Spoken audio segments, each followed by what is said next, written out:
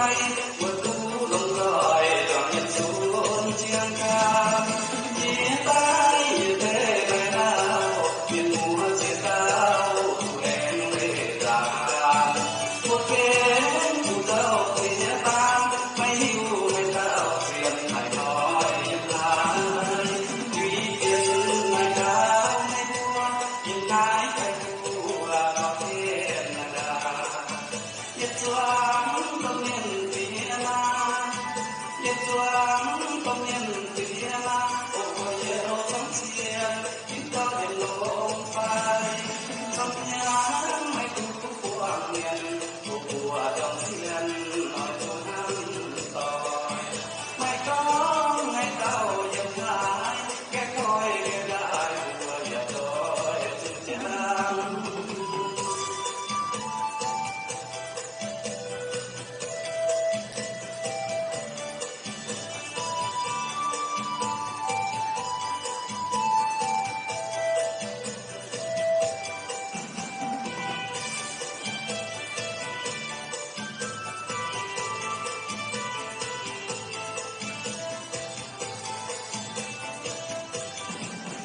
Tâm nhã mấy tu quang đòi, chẳng thua không nói, nhận lại thấy kỳ.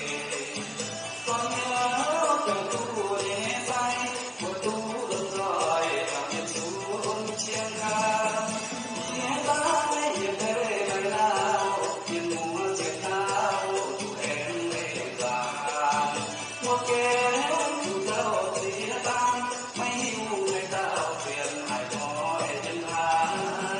Tuy tiền ngày nào mấy thua, nhân ai cái tu là có khen là. Yết doáng tâm nhân tía la, yết doáng tâm nhân tía la, ôi yêu tâm xiên, chúng ta đều tôm phai. Tâm nhã mấy tu quang niên, của tâm xiên.